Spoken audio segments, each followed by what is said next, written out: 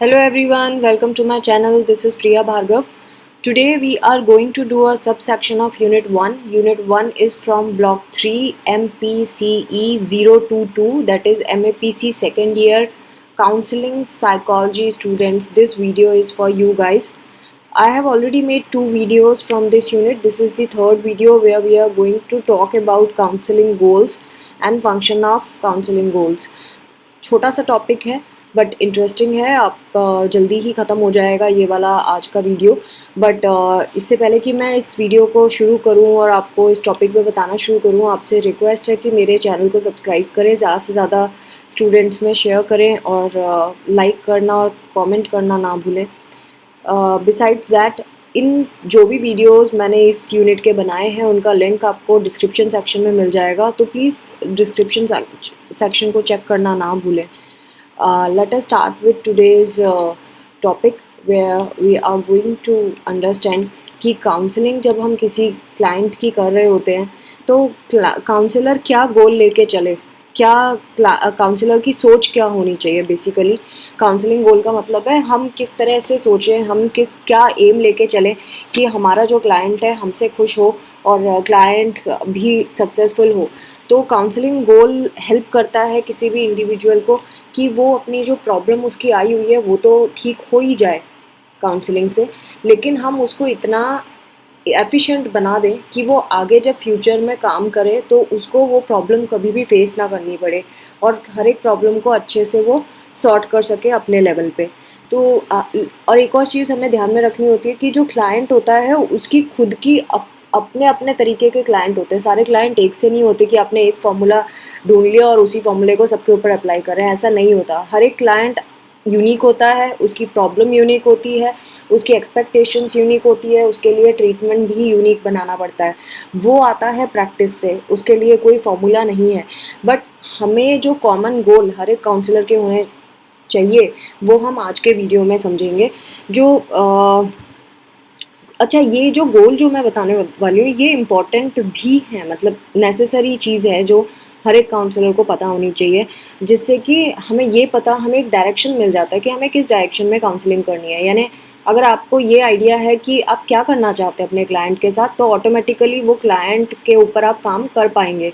तो आपका एक पर्पस आपको पता चल जाता है जब आपको गोल पता होता है और आपको एक डायरेक्शन भी मिल जाता है। सो इससे ये भी होता है कि हम उसकी प्रॉब्लम को तो सॉल्व कर ही रहे हैं, प्रैक्टिकली देख भी रहे हैं क्या पॉसिबिलिटी है उसको रिजॉल्व करने की, और साथ में क्लाइंट की जो डिमांड है उसको भी फुलफिल कर रहे हैं। नाउ वन बाय वन हम इसके गोल्स के बारे में बात करेंगे। फर्स्ट गोल है डेवलपमेंटल गोल, यानी आप इसको आगे पीछे करके लिख सकते हैं, ऐसा नहीं है कि आपको सीक्वेंस में इसी चीज़ को लर्न करना है। बस आपको पता होना चाहिए कि हम क्या चाहते हैं, हमें क्लाइंट को क्या देना है, क्लाइंट को क्या प्रोवाइड करना है। पहली चीज़ है डेवलपमेंटल गोल होता है जहाँ पे हम क्लाइंट को आगे बढ़ने के लिए मोटिवेट करते हैं। हम उसको चाहते हैं कि उसको उसकी जो भी कमियां हैं उसको हम ठीक कर सकें, उसमें ग्रोथ ला सकें, उसमें डेवलपमेंट कर सकें। अच्छा, ग्रोथ एंड डेवलपमेंट हर एक सेक्टर में हो सकती है, चाहे वो सोशल सेक्टर है, चाहे पर्सनल सेक्टर है, चाहे इमोशनल सेक्टर है ना, कॉग्निटिव सेक्टर भी हो सकता है। कोई भी किसी भी सेक्शन में हमें उसको डेवलप करना पड़ सकता है। जैसे सपोज वो सोशली किसी से मिलने में शर्माता है या उसको ठीक से अनईजी लगता है, ठीक से नहीं फील होता, अनईजी फील करता है, तो आप उसको क्या सलाह देंगे, आप उसको कैसे डेवलपमेंट कैसे करेंगे, आप उसको स्किल सिखाएंगे, आप उसको कैसे लोगों के साथ बैठना है, उठना है, कैसे बात करनी है वो सिखाएंगे। पर्सनल लेवल पे अगर उसमें कुछ खामियां हैं, लाइक वो ठीक से अपनी लाइफ को रूटीन वे में नहीं चला पा रहा है, तो हम उसको पर्सनली उसको कैसे हैंडल करना अपनी लाइफ को वो बताएंगे। अगर वो इमोशनली अपसेट है तो हम उसका कॉज ढूंढेंगे, what is the reason behind being so emotional. तो उस कॉज को के ऊपर हम एक्ट करना शुरू करेंगे, उसके ऊपर काम करेंगे, उसको उस चीज़ से उसको समझाने की कोशिश करेंगे क्यों ऐसा हो रहा है, वो इस तरह से क्यों सोच रहा है, उसको दूसरे तरीके से कैसे सोच सकता है जिससे वो पॉजिटिव फील करे। कॉग्निटिवली की बात करें तो उसका थॉट प्रोसेस चेंज करने की कोशिश करेंगे। एंड फिजिकल वेलबींग मतलब कि हेल्थ वाइज। तो ये सारी चीज़ें काउंसलर करता है जो डेवलपमेंट के ऊपर आती है, जिसमें हम उसकी हेल्थ कैसे ठीक रहे उसके ऊपर काम करते हैं। सेकंड जो गोल होता है हमारा वो होता है प्रिवेंटिव गोल। प्रिवेंटिव गोल का मतलब होता है हम क्लाइंट को बचाते हैं कोई भी ऐसी चीज़ों से जो उसके लिए ठीक नहीं है, जो अनडिज़ायरेबल है। सो अगर वो कुछ ऐसे काम करता है जो उसकी सपोज स्मोकिंग ही करता है तो हम उसको कैसे रोक सकते हैं स्मोकिंग करने से, या वो ड्रग्स लेता है तो आप उसको कैसे रोकोगे। तो वो सारी चीज़ें प्रिवेंटिव गोल में आ जाती है कि हम उसको कैसे बचाएंगे, हम क्या उसको समझाएंगे कि वो उस तरफ ना जाए। देन नेक्स्ट होता है थर्ड गोल है एनहांसमेंट गोल। अगेन जैसे मैंने कहा कि ये गोल आगे पीछे हो सकते हैं, बस आपको याद रहना चाहिए।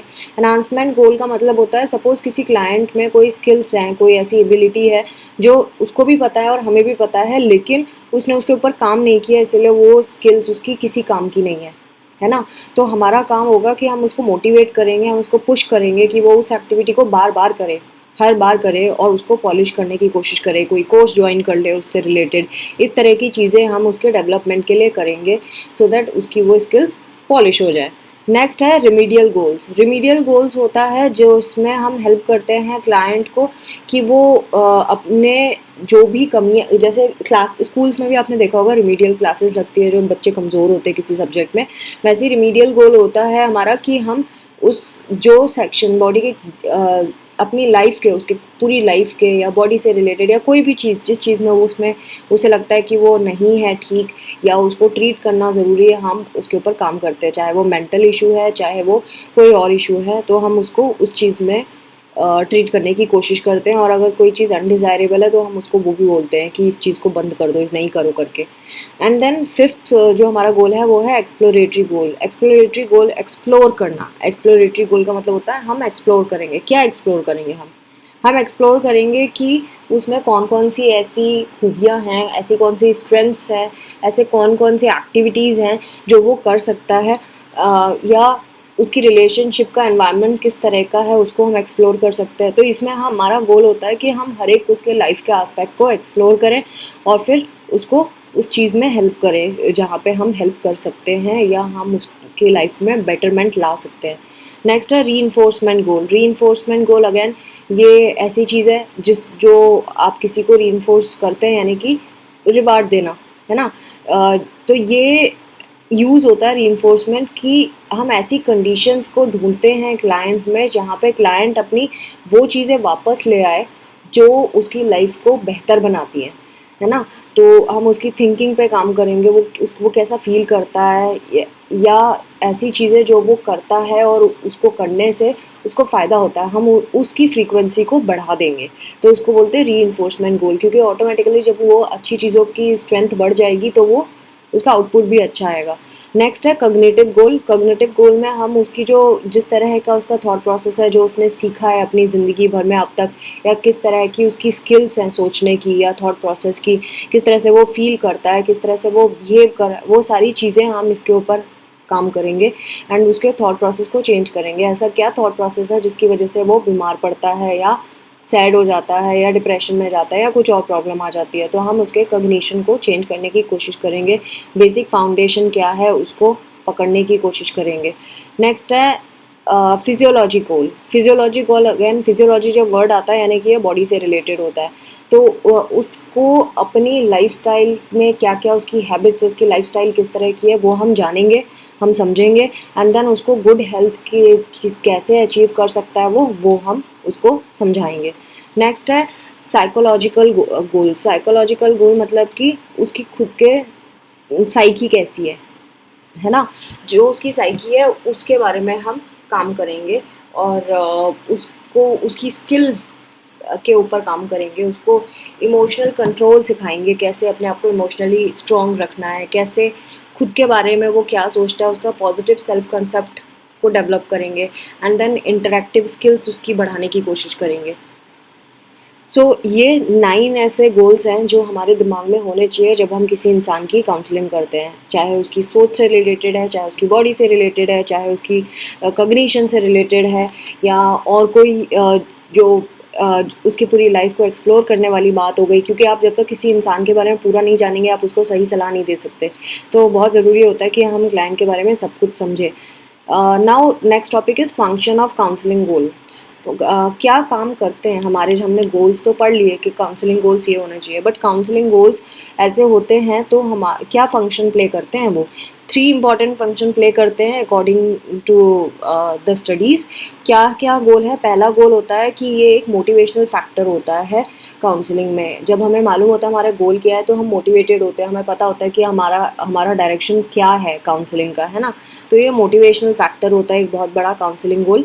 सेकंड जो है ये एक एजुकेशनल फंक्शन भी है काउंसलिंग में, क्योंकि हम उसको टीच कर रहे हैं, हम क्लाइंट को हेल्प कर रहे हैं, हम उसको नई चीज़ें सिखा रहे हैं, तो ये एक एजुकेशनल फंक्शन भी प्ले करता है काउंसलिंग गोल। थर्ड है इवेल्युएटिव फंक्शन भी होता है इसका। तो 3 फंक्शन क्या क्या हो गए? मोटिवेशनल फंक्शन है, एजुकेशनल फंक्शन है, एंड देन इवेल्युएटिव फंक्शन है। इवेल्युएटिव मतलब हम पूरा इवेल्युएट करते हैं कि काउंसलिंग से पहले क्लाइंट कैसा था, काउंसलिंग के बाद क्लाइंट का कैसा हो गया, कैसा उसमें क्या चेंजेस आए हैं, और अगर काउंसलिंग से पहले जैसा भी है हमने उसको इवेलुएट किया एंड देन उसके बेसिस पे फिर हम स्ट्रेटजीज़ बनाते हैं कि हमें कौन सी स्ट्रेटजीज़ क्लाइंट के ऊपर लगानी है, सो दैट वो अच्छे से प्रोग्रेसिव वे में आगे बढ़े।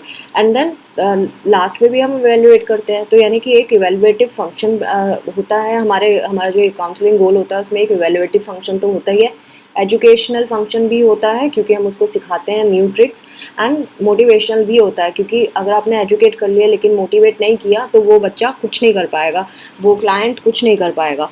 तो ये टीचर्स का भी यही सेम गोल होता है जो यहाँ पे दिया हुआ है। टीचिंग एंड काउंसलिंग ऑलमोस्ट एक जैसी है, बस हम लाइफस्टाइल के ऊपर काम करते हैं, टीचर्स जो होते हैं वो पढ़ाई के ऊपर काम करते हैं। तो दैट इज़ वाई स्कूल्स में काउंसलर्स का रोल होता है।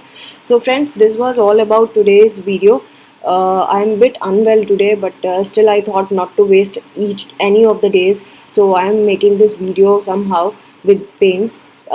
So I hope आपको ये video समझ आया होगा.